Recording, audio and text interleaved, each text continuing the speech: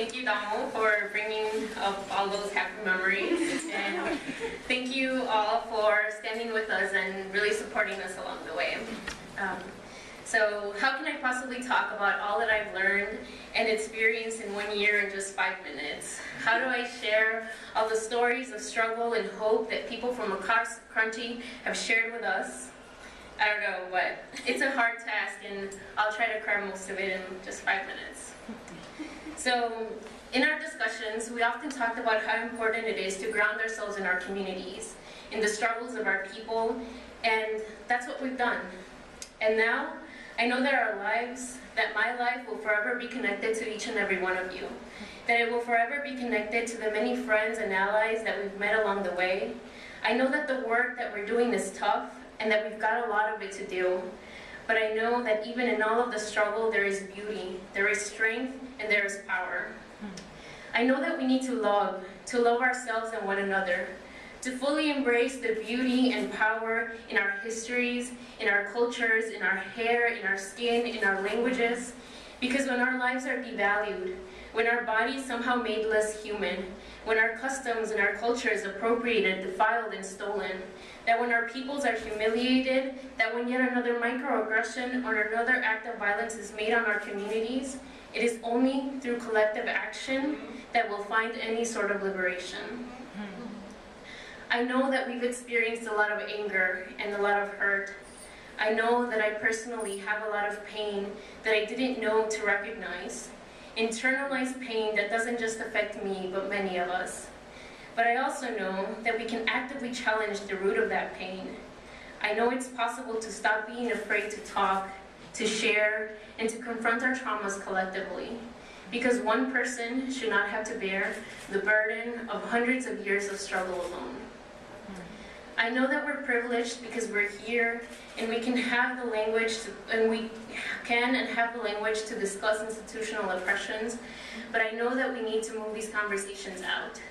Because for my brother who stands at Home Depot every day looking for work, and for women like my new friend Martita who are unconstitutionally detained, these conversations alone will do nothing to change their situation.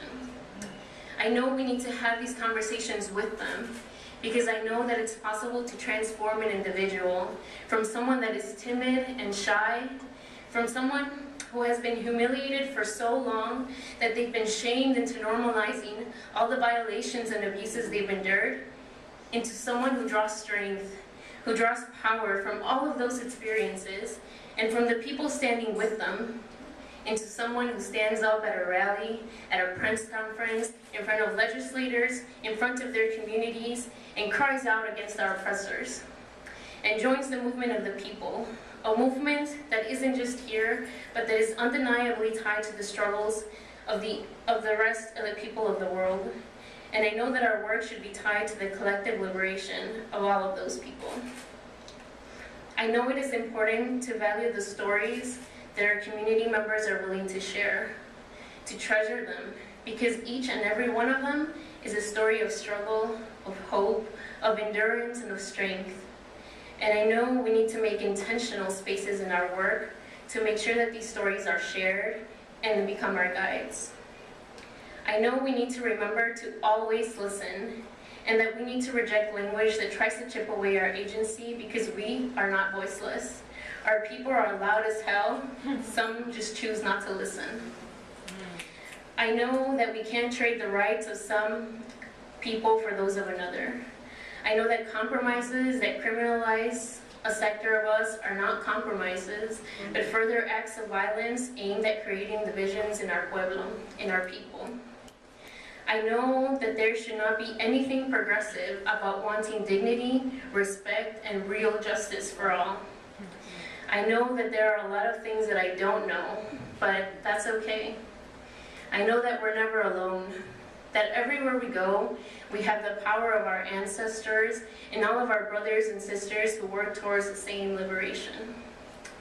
I know that there's power in humility, power in reaching out for help, power in our voices, power in our hearts, in our lives, in our experiences, in our knowledge, and in our dances.